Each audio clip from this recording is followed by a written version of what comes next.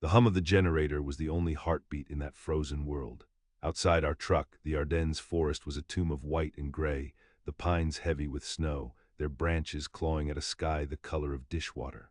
Inside, the air was thick with the smells of ink, hot metal, and wet wool. I held the leaflet under the dim bulb, my fingers raw and chapped, tracing the sharp, black German Gothic script, Passerschein, safe conduct pass. Every word was a key, meticulously filed and shaped. Every sentence, a turn of the tumbler in the lock of a man's mind. Back in Detroit on the force, I learned to read men. Not just what they said, but the flicker in their eyes, the sweat on their brow, the way they held their hands.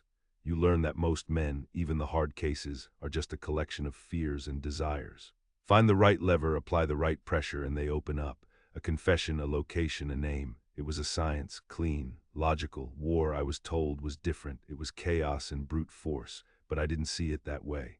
I saw the whole German war machine as the biggest criminal enterprise in history, and you don't stop a syndicate by just shooting the trigger men. You dismantle it, you turn them against each other, you break their will. My job in the first Mobile radio broadcasting company was to be the detective, the interrogator for an entire army. My weapon wasn't a .45, it was a printing press. This leaflet, this one was my masterpiece. It was for the Battle of the Bulge, what the papers were already calling it. We knew they were desperate, scrabbling together old men and young boys, fueling their panzers with hope and fumes. My analysis, my brief, said their morale was a hollowed-out shell. All it needed was the right kind of tap and it would shatter. I didn't use threats. Threats make a cornered man fight harder. I used reason. I used empathy. I wrote it like I was talking to a suspect in a quiet room, not shouting at an enemy across a field. I wrote about the warmth of a stove, the taste of real bread, the face of a wife or a mother. I wrote about the futility of dying for a losing cause, for men in Berlin who were already packing their bags. And then, the promise, the big one. This pass is a guarantee of humane treatment according to the Geneva Convention. Your surrender will be accepted by any American soldier. A simple, undeniable truth, a contract. I looked at the text again. Clean, efficient, it would work. It was a better way to fight, a bloodless way. For every German who picked this up and walked out of the forest with his hands in the air, that was one American kid who didn't have to die taking him out. It was simple math. It was good police work. We printed thousands. The rumble of the press was a comforting sound, the sound of progress. Later, the drone of the planes overhead, carrying our paper ammunition to the front. I went to sleep that night with a rare sense of satisfaction. I had done my part. I had spoken the truth, and the truth, I believed, was the most powerful weapon of all. 2 days later, the report came over the radio. A breach. A pocket of resistance had collapsed near a small village called Nauville. Our boys were moving up, and my co wanted me to go with them. "Go see your handiwork, Hayes," he'd said, a smirk in his voice. "See if your paper bullets hit their mark." I rode in a jeep, the cold so sharp it felt like breathing in splinters of glass.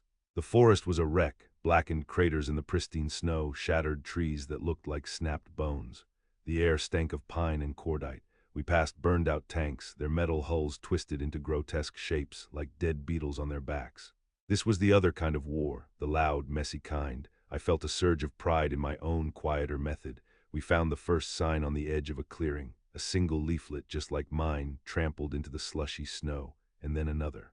And another. They were a trail of breadcrumbs leading us into the woods. The sergeant driving the jeep slowed down. Something felt wrong. The silence here was different. It wasn't the peaceful quiet of a forest. It was the held-breath quiet of a crime scene. We came upon them in a small hollow, sheltered by a thicket of firs.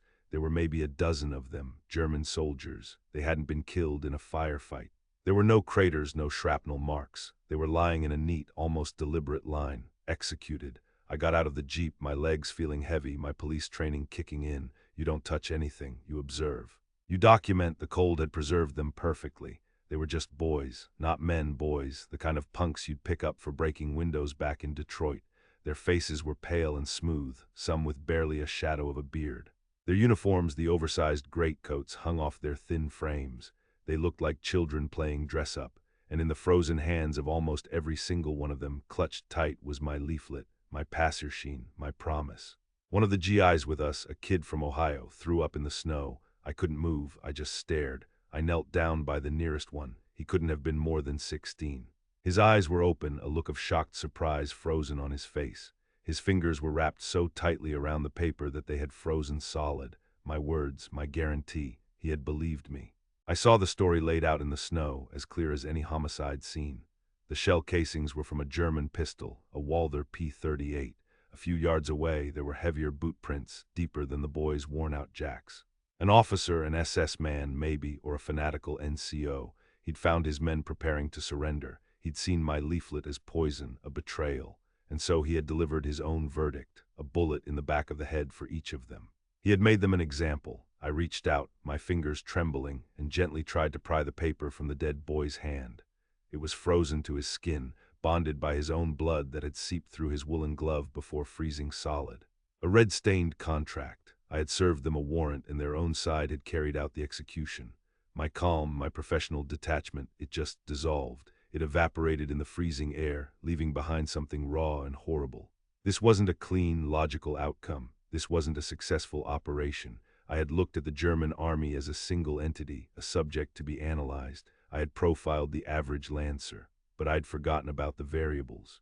The fanatics, the true believers who would rather murder their own children than admit defeat. I had thought my weapon was truth, but in his hands my truth had become a lie. It hadn't been a key to freedom. It had been a trigger. A justification for murder. I had handed that SS officer the motive and the evidence, all printed in neat black ink. The boys hadn't been killed by the war. They had been killed by a paragraph I wrote in the back of a warm truck. The world I believed in, a world of facts, of cause and effect, of law and order, suddenly seemed like a child's fantasy. My greatest fear wasn't the chaos of the battlefield. It was this, the complete corruption of meaning. Where a promise of safety becomes a death sentence, where the truth itself is turned into an instrument of slaughter. I stood up and walked away from the hollow, back toward the jeep. The sergeant didn't say a word. He just looked at me. My face must have been a mask of horror. The unflappable Arthur Hayes, the man who read minds, had come undone. I never wrote with the same confidence again. Every word I chose felt heavy, loaded. I realized then that my war wasn't bloodless at all. The ink I used was just as deadly as gunpowder. It just took a little longer to see the stain it left behind. Those boys in the snow, they were my casualties. The paper soldiers I had sent to their deaths. These memories are heavy, but they must be shared. Subscribe to ensure these stories are never forgotten.